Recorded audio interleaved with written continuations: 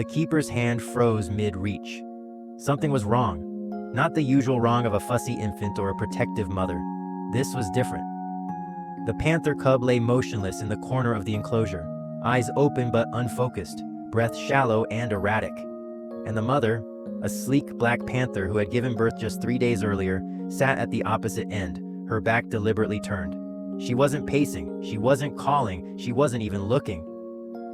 Sarah had worked with big cats for 11 years, and she had never seen a mother panther refuse her cub like this. Not without reason. Panthers were fiercely protective. They groomed, they nursed, they moved their young at the slightest hint of danger. But this mother hadn't touched her baby since the previous evening. Sarah knelt slowly, her pulse quickening. The cub's fur was dull, matted in places where it should have been smooth. Its tiny ribs were too visible. When she reached out, the cub didn't react. No hiss, no recoil, no instinctive pull toward warmth. Just a faint twitch of one ear. That absence of response sent a chill through her chest. She radioed the vet immediately. Within 20 minutes, Dr. Elena Vasquez arrived, her expression shifting from concern to alarm the moment she saw the cub. Elena had treated everything from infected wounds to genetic disorders, but she knew instantly this wasn't standard neglect. The mother wasn't sick. She wasn't inexperienced. She was making a choice. And in the animal kingdom, that choice always meant something. Elena lifted the cub carefully, cradling its fragile body against her chest. It barely stirred. She checked its temperature, its heartbeat, its reflexes. Everything was weak, but nothing pointed to an obvious infection or injury. The cub's eyes tracked movement sluggishly, as if the world required too much effort to process. Then Elena noticed the paws. They were swollen, not dramatically, but enough to stand out. She pressed gently against the pads, and the cub flinched, a tiny whimper escaping its throat. Elena's jaw tightened. She moved to the cub's hind legs, running her fingers along the joints. Stiffness, slight but undeniable. She checked the spine, the neck, the tail. Every movement met resistance, as though the cub's body was already locking itself into place. Her stomach dropped. She had seen this before, but never in a panther. Never in something so young. Sarah stood nearby, arms crossed tightly, eyes fixed on the cub. "What is it?" Elena didn't answer immediately. She was running through possibilities, discarding each one as quickly as it formed. Malnutrition? No, the mother had been nursing initially. Injury during birth? The cub had been active the first day. Infection? The blood work would tell, but her instinct said no. This was deeper, structural, genetic. She looked at the mother panther still motionless across the enclosure. The animal's ears were forward, alert, but her body language screamed distance. Not aggression, not fear, resignation. Elena had seen mothers separate themselves from dying offspring before.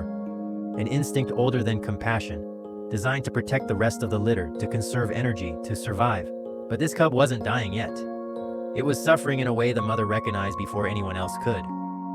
"I need to run tests," Elena said quietly. "Full panel. Imaging if we can manage it without sedation." Sarah nodded, but her voice wavered. "What do you think it is?" Elena hesitated. She hated guessing aloud, hated planting fear without evidence. But the swelling, the stiffness, the mother's rejection, it all pointed towards something she had only read about in journals. Something rare, something cruel. "I think," she said carefully, "the mother knows something we don't yet." The cub whimpered again, softer this time, and Elena felt the weight of that sound settle into her chest. Whatever was happening inside this tiny body, it had been happening since birth, maybe before, and the mother had sensed it immediately.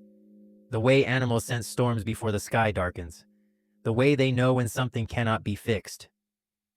Sarah looked back at the enclosure. The mother still hadn't moved. "Can we save it?" Elena didn't answer, because she didn't know. Not yet.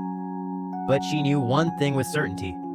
Whatever the tests revealed, it would explain why a mother capable of fierce love had chosen to turn away. And that truth, when it came, would be harder to bear than anyone in that room was ready for. The blood work came back within hours, and Elena's suspicions crystallized into certainty. Elevated inflammatory markers, abnormal protein levels, joint degradation visible even in radiographs of a creature barely 2 weeks old. The diagnosis had a name, one that felt too clinical for something so devastating. Juvenile polyarthritis, a genetic condition where the immune system attacked the body's own joints, treating healthy tissue as a foreign invader. In domestic cats, it was manageable. In a black panther cub already struggling to survive, it was a death sentence playing out in slow motion. Elena sat alone in the lab, staring at the images on her screen. The cub's joints showed inflammation that would only worsen.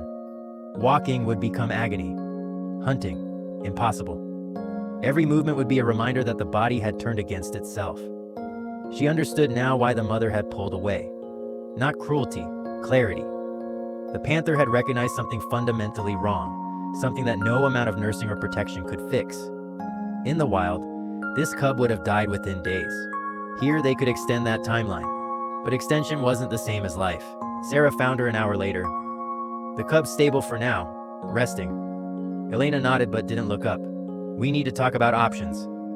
Sarah's voice was steady, but Elena heard the fracture beneath it. Options. That word always meant the same thing in veterinary medicine when spoken in that tone. They could try aggressive treatment, immunosuppressants, anti-inflammatories, pain management. They could buy time, maybe weeks, possibly months.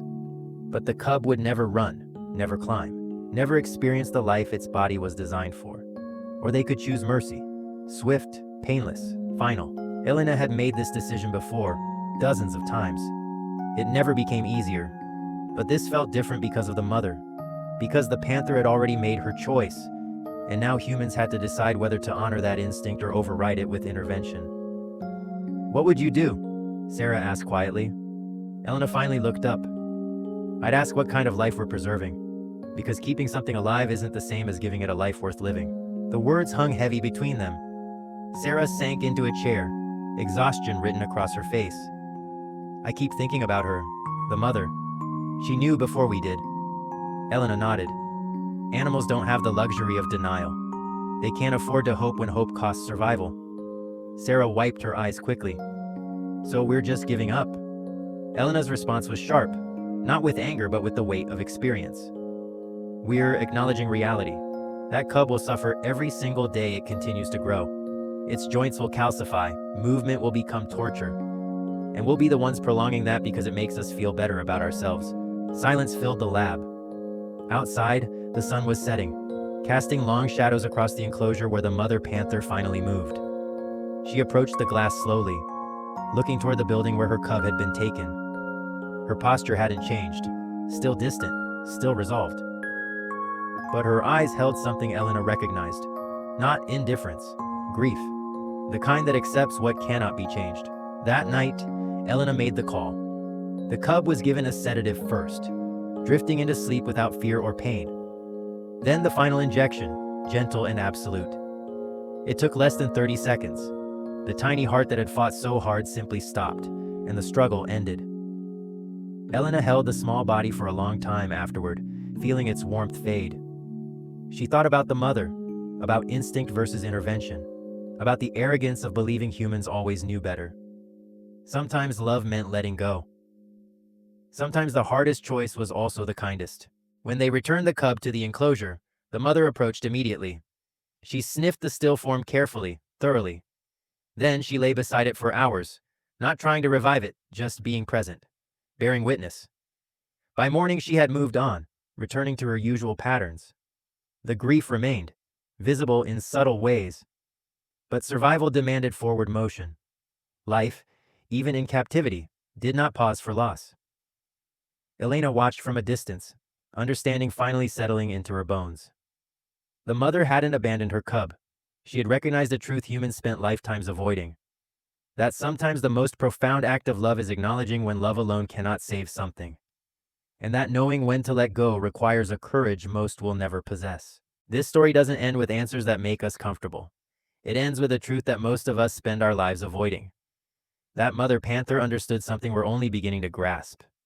Recognition isn't always joyful. Sometimes it's the weight of knowing what cannot be changed, and choosing presence over denial anyway.